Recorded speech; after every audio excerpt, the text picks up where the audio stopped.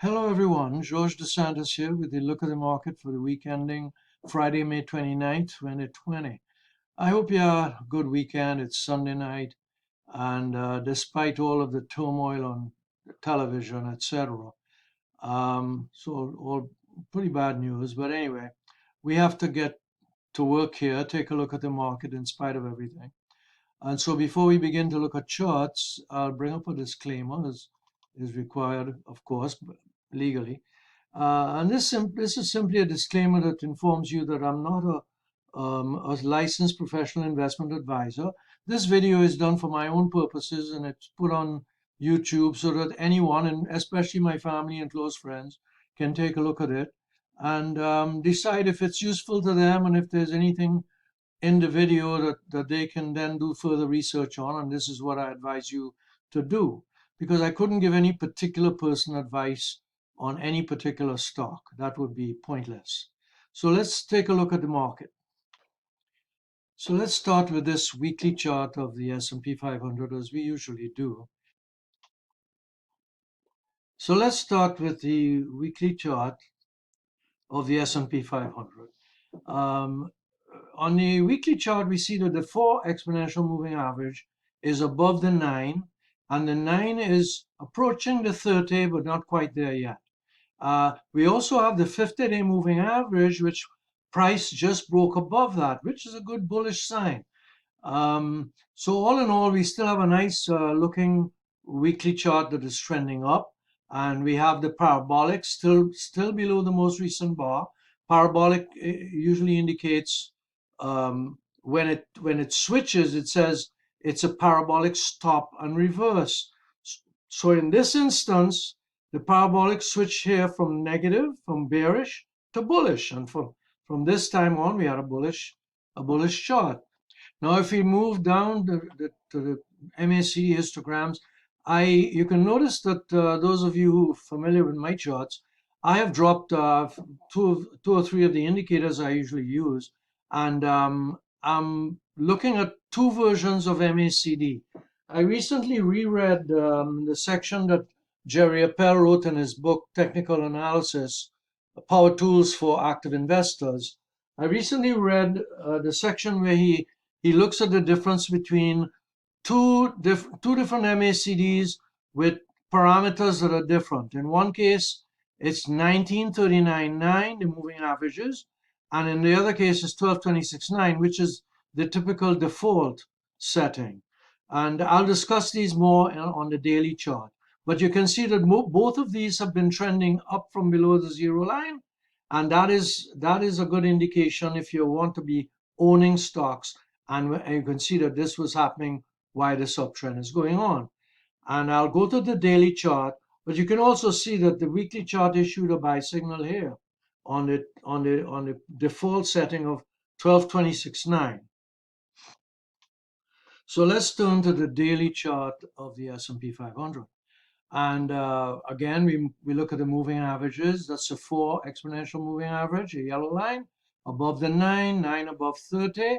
In this case, it's a daily chart, so it's a shorter term. And you can see that the parabolic maintains its position below the recent price bars.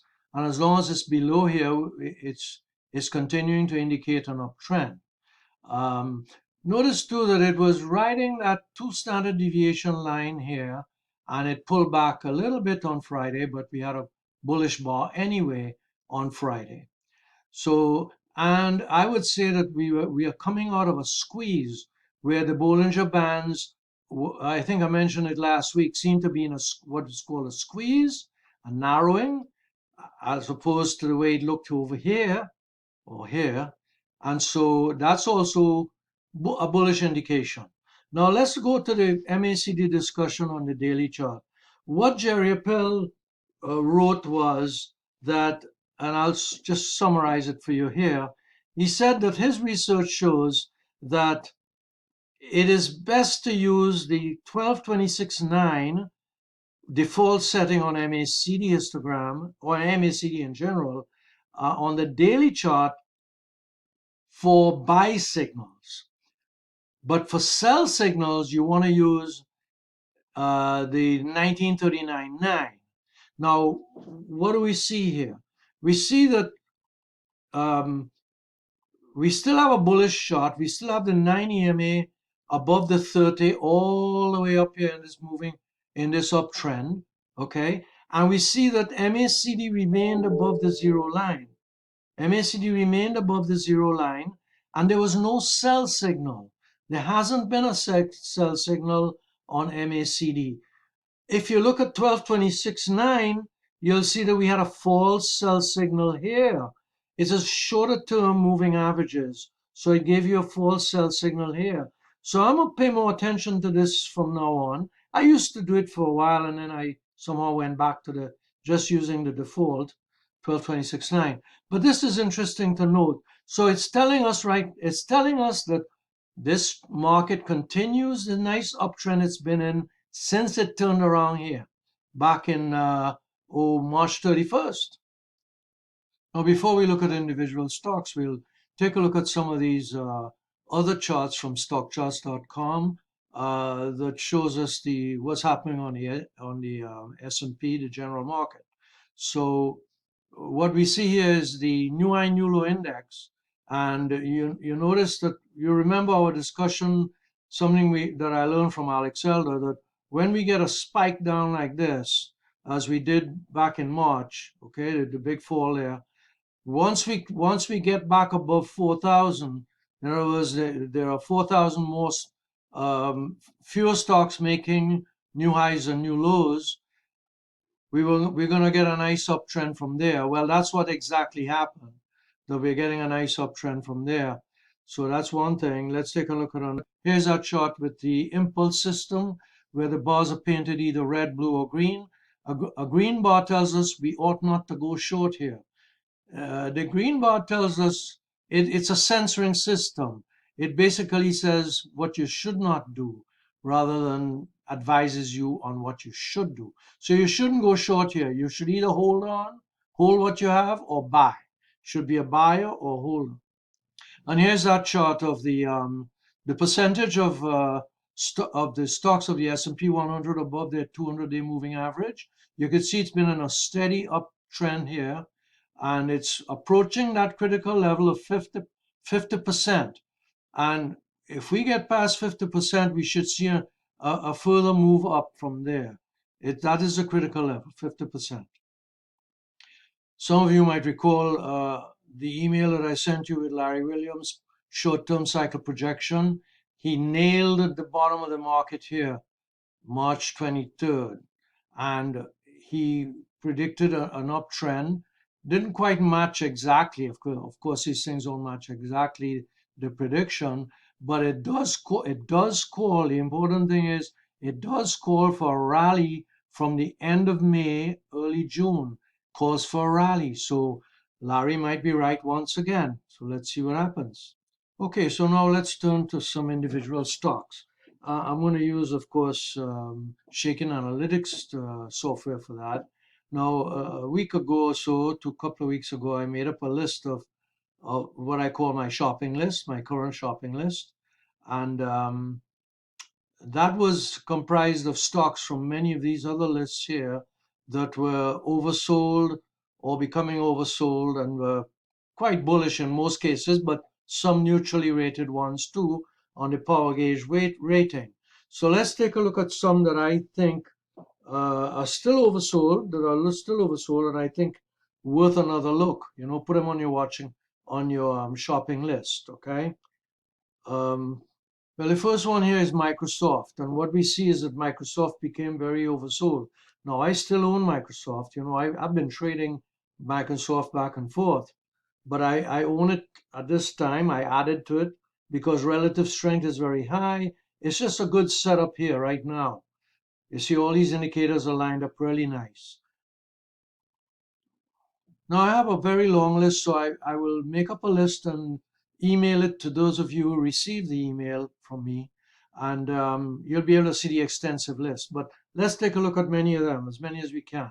Now take a look at this company, Mastech Digital, MHH. It's oversold. These are all oversold now, mostly oversold and ticking up, and money flow is good and relative strength is good, and It's rated very bullish.